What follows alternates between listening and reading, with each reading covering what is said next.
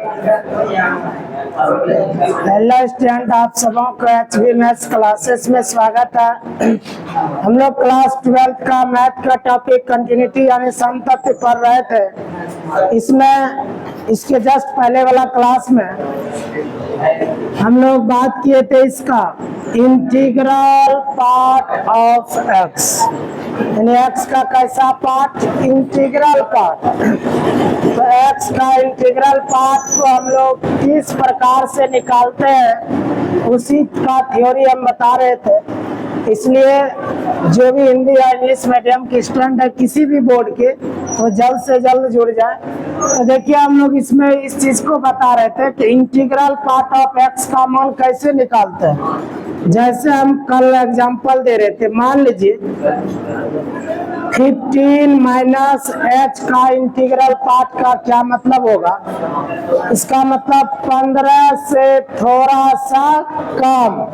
तो 15 से थोड़ा सा कम का क्या मतलब हुआ, इंटीग्रल पार्ट यानी 14.9999, जितना 9 लिख सकते हैं। ये लगभग 15 के करीब है कि नहीं, 15 से थोड़ा सा कम है। तो 15 से थोड़ा सा कम है तो इसका इंटीग्रल पार्ट कितना होगा, दशमलव के पहले वाला ना होता 14 हो गया। यानी जो भी संख्या यहाँ रहेगा उससे एक वहाँ घट गया, यह ना 15 माइनस एच का इंटीग्रल पार्ट 14 हो गया, यानी एक कम हो गया। उसी प्रकार डायरेक्ट बता दीजिए 8 माइनस एच का इंटीग्रल पार्ट क्या होगा, 8 है तो यहाँ 7 हो जाएगा, समझ रहे। उसी प्रकार आप प्लस में जाते हैं, जैसे मान लीजिए 8 प्लस एच का इंटीग्रल पार्ट कितना होगा, 9 नहीं होगा, 8 से थोड़ा सा ज्यादा। देखिए यहाँ 8.00000001 लिख दिया। इसका मतलब 8 प्लस एच का मतलब 8 से थोड़ा सा ज्यादा, तो 8 से थोड़ा सा ज्यादा ये हुआ। और इसका कैसा पार्ट निकालना है, इंटीग्रल पार्ट। तो दशमलव के पहले क्या है, 8 है, तो 8 हो गया। यानी 8 प्लस एच का इंटीग्रल पार्ट 8 ही हो जाएगा। और 7 प्लस एच का इंटीग्रल पार्ट डायरेक्ट बोलिए अब 7 ही हो जाएगा। इसे समझ में आ गया ना। चले अब इसी पर आधारित एक क्वेश्चन अलग से हम देते हैं, तो इसको भी जैसे कल अंतिम क्लास जो बताए थे वहीं पर इसको लिख दीजिएगा, ठीक है। तो अगला अब क्वेश्चन की ओर बढ़ते हैं। देखिए अपने मन से क्वेश्चन दे रहा है, test the continuity of f(x) equal to integral part of x at x equal to 3, where integral part of x where इतना denotes the, यानी ये क्या चीज है, ये सूचित कर रहा है किसको, ग्रेटेस्ट इंटीजर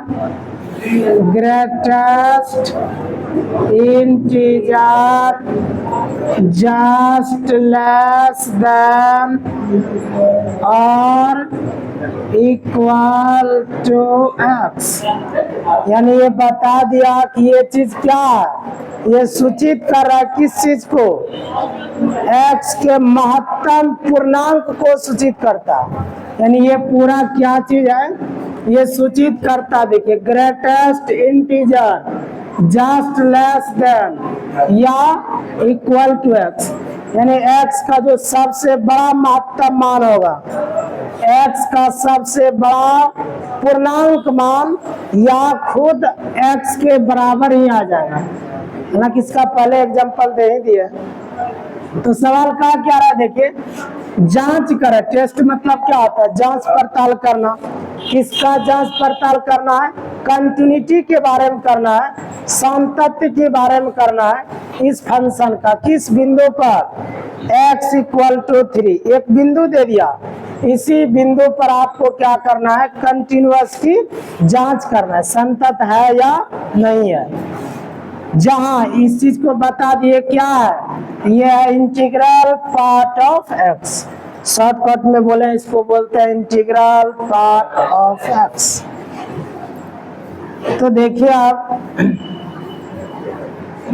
इसका सॉल्यूशन कर देते हैं। सॉल्यूशन गिवन क्या दिया गया, एक फंक्शन f(x) बराबर दिया गया है इंटीग्रल पार्ट ऑफ x, यह दिया गया किस बिंदु पर, i पर। तो देखिए चलते हैं, लेफ्ट हैंड लिमिट बराबर फार्मूला लगाइए, limit h tends to 0f, किस बिंदु पर 5 पर चेक हो रहा है, सॉरी 3 पर, तो क्या आ जाएगा 3 माइनस h, तो लिमिट h टेंड्स टू 0। एक चीज ध्यान दीजिएगा, इसमें 3 से छोटा, 3 से बड़ा, 3 के बराबर कुछ भी बात लिखा ही नहीं, सीधा बोला 3 पर जांच कर दीजिए। इसका मतलब 3 से बड़ा के लिए भी यही फंक्शन है, 3 से छोटा के लिए भी यही है, 3 के बराबर भी यही है, क्योंकि कुछ दिया ही नहीं है। 3 से बड़ा होगा तो कौन फंक्शन लेना है, 3 से छोटा होगा तो कौन लेना है, नहीं समझे। इसका मतलब तीनों कंडीशन में यहाँ यही दिया गया है। आप देखिए यहाँ पर, चूंकि f के चलते x का image integral part of x बना हुआ, अगर x के स्थान पर y हो जाए तो क्या होगा बताइए, x के स्थान पर y हो जाएगा इंटीग्रल पार्ट ऑफ y। अगर x का स्थान पर 3 माइनस h होगा तब integral part of 3 minus h होगा ना। यही चीज तो यहाँ लिखा हुआ f(x) नहीं हो गया, तो x के जगह 3 माइनस h यहाँ रखिएगा, integral part of 3 minus h। नहीं समझे, अभी मान मत रखिए, अभी इंटीग्रल पार्ट को हल करिए। ये इंटीग्रल पार्ट है, इंटीग्रल पार्ट को पहले हल करना है, तभी h का मान बैठाना। अभी फंक्शन तो रहिए, नहीं समझ। लिमिट h टेंड्स टू 0 है, ये कोई साधारण ब्रैकेट नहीं है, ये इंटीग्रल पार्ट ऑफ x है। अभी तुरंत आपको समझाए, 3 माइनस h का मतलब 3 से थोड़ा सा कम, और उसका इंटीग्रल पार्ट कितना होगा 2 हो जाएगा। अभी तुरंत समझा दिए, इसका इंटीग्रल पार्ट 2। अब ये फंक्शन हट गया, नहीं समझ, अब ये नहीं फंक्शन हट गया। अब देखिए इसमें h रहता तब ना h का मान 0 रखते, है ये नहीं है, तो इसका लिमिटिंग मान 2 ही हो जाएगा, नहीं समझ। अब निकालिए क्या, राइट हैंड लिमिट, फार्मूला बोलिए, लिमिट h टेंड्स टू 0, 3 पर ना चेक हो रहा, तो 3 प्लस h, तो लिमिट h टेंड्स टू 0, 3 से थोड़ा सा बड़ा, ऐसे देखिए f(x), तो क्या होगा integral part of 3 plus h।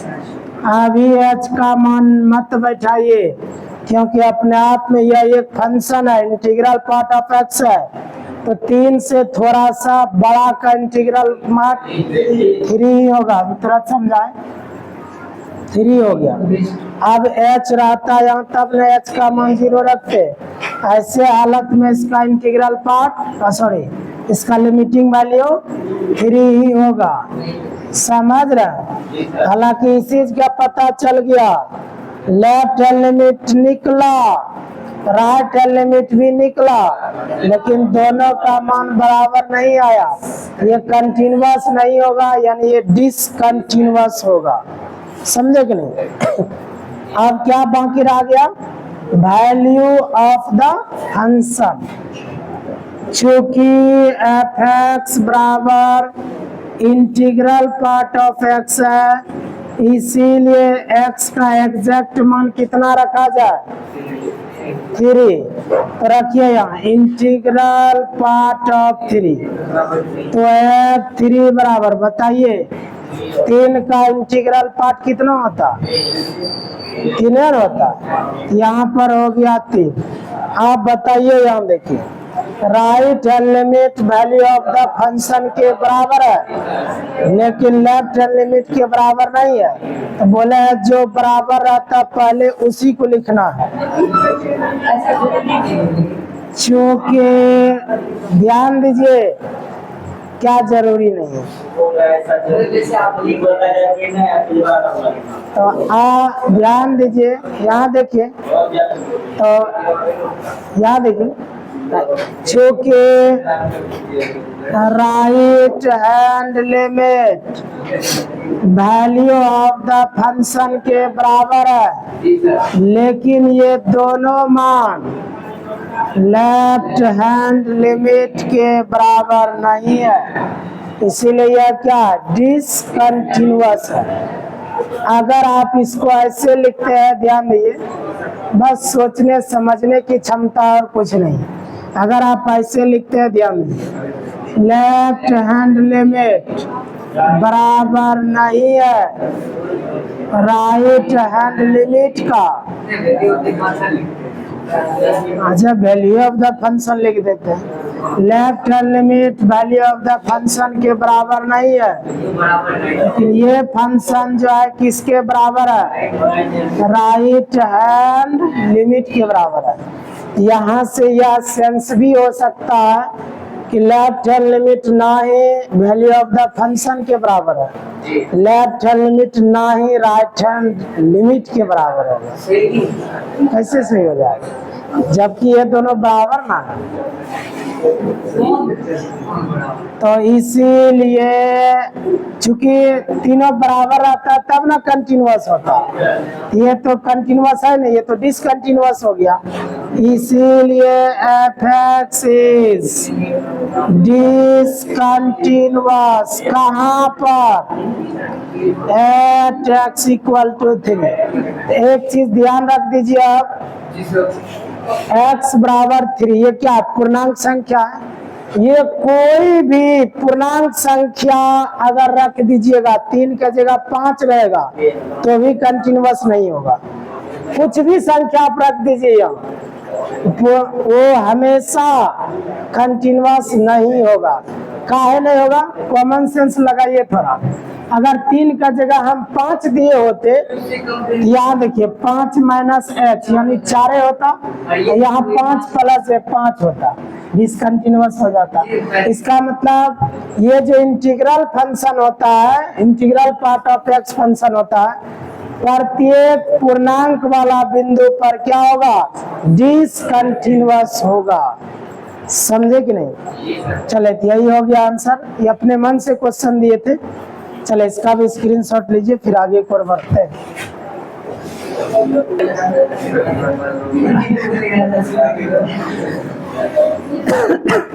देखिए प्रश्न संख्या 19 क्या कहता है, ध्यान दीजिए। कहता so that the function gx बराबर x minus integral part of x is discontinuous at all integral point, यानी सारे पूर्णांक वाला बिंदु पर ये डिसकंटिन्यूअस है, साबित करके दिखाइए। 19 नंबर क्वेश्चन क्या कहता है, किताब को खोल लीजिए, चाहे हिंदी मीडियम हो या इंग्लिश मीडियम, ठीक है। तो प्रश्न क्या कह रहा कि सो दैट यानी दिखाएं कि gx बराबर ये जो फंक्शन है x minus integral part of x, ये असंतत होगा प्रत्येक पूर्णांक वाला बिंदु पर। जितना भी पूर्णांक संख्या है प्रत्येक बिंदु पर ये असंतत ही होगा, ऐसा साबित करके दिखाइए। आप देखिए, ध्यान दीजिए, आप पूर्णांक संख्या याद है कि नहीं है। अगर आप 5 रखिएगा x का जगह, ये तो फिक्स हो गया, 5 पर चेक कर रहे हैं आप, पहले समझिएगा 5 भी पूर्णांक संख्या। आप x का जगह 3 रखिएगा, ये फिक्स हो गया कि आप 3 पर जांच कर रहे हैं। पूर्णांक संख्या हालांकि ये भी है, कोई कहेगा नहीं हम 10 रखेंगे, तो वो भी पूर्णांक संख्या, लेकिन फिक्स हो जाएगा कि 10 पर आप चेक करें। हम कोई भी संख्या ना लेकर, यानी 2, 5, 10, 1000, करोड़ ये सब संख्या ना लेकर हम एक आर्बिट्रेरी रियल नंबर सी ले लेते हैं। सर एक पूर्णांक संख्या क्या ले लिया, सी ले लिया। अब सी की जगह 2 हो सकता है, 3 हो सकता है, 5 हो सकता है, 10 हो सकता है, जो आप कहिएगा वही सत्य हो जाएगा। नहीं समझे? 5 लीजिएगा तो एग्जैक्ट हो गया 5 है, उसके अलावा कुछ नहीं। 6 लीजिएगा तो एग्जैक्ट हो गया 6 पर चेक करो, उसके अलावा कुछ नहीं। लेकिन हम यहाँ सी दे दिए, को कहेगा सी क्या पूर्णांक संख्या, तो जितना भी पूर्णांक होता है सब ना आ जाएगा इसमें। जी सर। समझे कि नहीं इस चीज को? नहीं समझे तो मान लेते हैं कि x बराबर c एक क्या पूर्णांक संख्या। लेट, अब सवाल समझे तो साबित वही करना है। तब c बिंदु पर क्या होगा, डिसकंटिन्यूअस होगा, ऐसा साबित करिए। तो मान लेते हैं थोड़ा x बराबर c be the integer number, ये पूर्णांक संख्या है। सी क्या पूर्णांक संख्या। इसी पूर्णांक संख्या पर आपको क्या करना है, डिसकंटिन्यूअस साबित करके दिखाना है। तब सी पर चेक कर लीजिए। तो चलिए ना लेफ्ट हैंड लिमिट से फार्मूला लगाइए, लिमिट h टेंड्स टू 0। जिस बिंदु पर चेक करे वही यूज करिएगा। सी बिंदु पर करे क्या होगा, c माइनस h। तो c से छोटा के लिए भी यही फंक्शन होगा, c से बड़ा के लिए भी यही होगा, c का एग्जैक्ट मान के लिए भी यही होगा। नहीं होगा तो रखिए न, क्यों नहीं रखते। Limit h tends to 0। यहाँ देखिए f नहीं g यूज किया है ना, इसलिए हम लोग भी यहाँ जहाँ f यूज करते थे वहाँ g लिखे। क्या करेंगे, क्योंकि gx दिया हुआ इसीलिए। नहीं समझ? आप देखिए तो g के चलते x का इमेज कितना है, x minus integral part of x। अगर x के स्थान पर y होता तो जहाँ जहाँ x है वहाँ वहाँ y हो जाएगा, यानी क्या होगा y minus integral part of y। नहीं, इसी तरह से देखिए gx, लेकिन x का जगह क्या है, c माइनस एच। अब जहाँ जहाँ x है वहाँ वहाँ c माइनस एच, तो यहाँ रखिएगा तो c माइनस एच, यहाँ रखिएगा तो integral part of c minus H. क्या नहीं समझते, समझे इसको? आइए अब यहाँ पे तो c माइनस एच का मान c minus H minus integral part of c minus H. इसको कोई साधारण बड़ी ब्रैकेट नहीं मानिएगा, पहले से बोल दिया है कि ये बड़ी ब्रैकेट क्या है, greatest integer just less than और इक्वल टू x, इसका नाम है ना वो। तो आप देखिए क्या होगा, पहले फंक्शन को यहाँ से खत्म करिए तभी h का मान बैठाना है, समझे? Limit h tends to 0 c minus H minus, बोलिए तो कोई c माइनस एच का इंटीग्रल पार्ट कितना होगा, कितना होगा, c माइनस 1। वेरी गुड, समझ में आया सबको? यहाँ देखिए जैसे आप 5 माइनस एच लिखते थे, 5 माइनस एच का इंटीग्रल पार्ट कितना होता था, 4। यहाँ 5 है तो 5 से 1 कम नहीं होता है, नहीं समझे? 8 माइनस एच का इंटीग्रल पार्ट क्या होगा, 7। 8 है तो 8 से यहाँ 1 कम आ गया। उसी प्रकार c माइनस एच मतलब c से थोड़ा सा कम।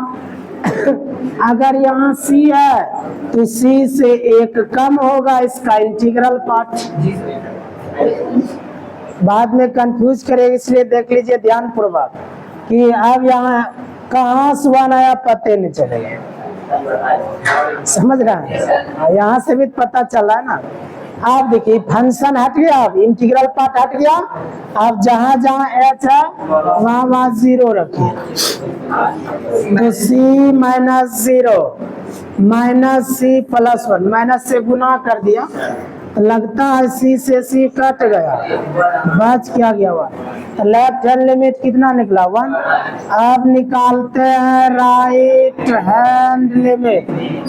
Limit H tends to 0 F C plus H, लेकिन यहाँ जी देंगे, समझे। आप डायरेक्ट बैठा दे, समझ गए ना साहब। लिमिट एच टेंस टू 0, यहाँ देखिए जी एक्स, लेकिन एक्स का जगह क्या है सी प्लस एच। अब जहां जहां एक्स है वहां वहां सी प्लस एच होगा। तो C plus H minus integral part of C plus H. अभी एच का मान नहीं रखाएगा, नहीं हम रखाएगा। चले बोलिए फट से कोई। सी प्लस एच का इंटीग्रल पार्ट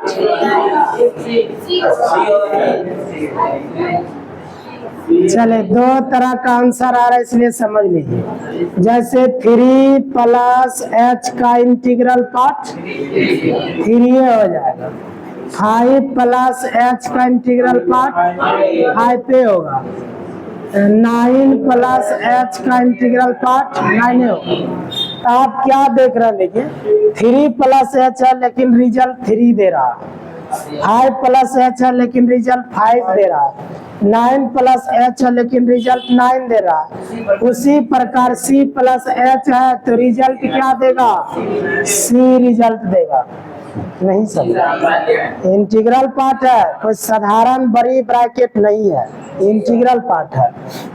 अब चूंकि फंक्शन हट गया, ये तो अपने अपने फंक्शन था वो हट गया। अब जहां जहां एच है वहां वहां जीरो रख दीजिए। तो सी प्लस 0 माइनस सी, सी कट के हो गया 0। नहीं समझ। चले अब क्या बचा, क्या बचा, value of the function F C बराबर एग्जैक्ट सी। तो क्या हो जाएगा, C minus integral part of C, C minus, याद है एग्जैक्ट सी है, इसका इंटीग्रल पार्ट सी ही होगा। देखिए याद दिला देते हैं, जैसे केवल 3 रहे, 3 का इंटीग्रल पार्ट 3 होता है। 4 रहे, 4 का इंटीग्रल पार्ट 4 होता है। इसी के आधार पर सी रहे तो सी का इंटीग्रल पार्ट सी ही होगा, नहीं होगा। अब सी से सी कैंसिल होके 0 हो गया। बता दीजिए ना, आप लोग बताते ही नहीं है। क्या कंटिन्यूअस हुआ कि डिसकंटिन्यूअस, डिसकंटिन्यूअस। दो को मान तो बराबर आया, लेकिन ये लेफ्ट हैंड लिमिट बराबर नहीं है। जो बराबर है पहले उसी को लिख दीजिए। Right hand limit value of the function, दोनों का मान बराबर है। चूंकि राइट हैंड लिमिट और वैल्यू ऑफ द फंक्शन बराबर है, लेकिन लेफ्ट हैंड लिमिट के बराबर नहीं है, इसीलिए फंक्शन डिसकंटिन्यूअस है। कहाँ पर, सी पर। सी क्या है, इंटीजर नंबर, पूर्णांक, यानी सारे पूर्णांक संख्या पर वो क्या है, डिसकंटिन्यूअस है। इसीलिए gx is discontinuous at x equal to c, यानी पता चला gx जो है डिसकंटिन्यूअस है प्रत्येक पूर्णांक संख्या पर। नहीं हो गया, चलो तब इसका स्क्रीनशॉट ले लीजिए। चलो क्वेश्चन नंबर 20 देखिए क्या कहता है। Is the function F X equal to X square minus sine X plus 5 is continuous, इतना is continuous at X equal to pi. क्या पूछा, शुरू में देखिए इज लगा दिया, इज मतलब क्या, कहता है क्या ये फंक्शन कंटिन्यूअस है, कहाँ पर, पाई पर। तो इसमें क्या करेगा, देखिए पाई पर ये कंटिन्यूअस है कि नहीं वही जांच करना। इस फंक्शन का आप क्या करिएगा, लिमिटिंग मान निकाल लीजिएगा। Limit x tends to pi F X नहीं निकल जाएगा। जहां जहां एफ एक्स का मान क्या रखिएगा, limit x tends to pi F X का मान है कितना, X square minus sine X plus 5। अब जहां जहां एक्स है वहां पाई बैठा दीजिए, तो क्या होगा, pi square minus sine pi plus 5, pi square minus 0 plus 5। Sine 180 का मान 0 होता है, तो क्या हो गया, पाई स्क्वायर प्लस 5। फंक्शन का लिमिटिंग मान निकल गया। उसके बाद डायरेक्ट क्या करिएगा, वैल्यू ऑफ द फंक्शन निकाल लीजिए। एफ पाई ना, एक्स का जगह पाई रखिएगा, तब जहां जहां एक्स है पाई बैठा दीजिए। पाई square minus sine pi plus 5, तो पाई square minus 0 plus 5, pi square plus 5। अगर किसी फंक्शन का लिमिटिंग मान वैल्यू ऑफ द फंक्शन के बराबर हो जाए तो वो फंक्शन कंटिन्यूअस होता है। अब बन जाएगा, बना ही दिया, बनाना क्या, इतना ही काम कर लीजिएगा ना अपने से। चले, तो आज के लिए अब इतना ही, पुनः हम लोग अगले क्लास में मिलते हैं। चले, स्क्रीनशॉट ले लें।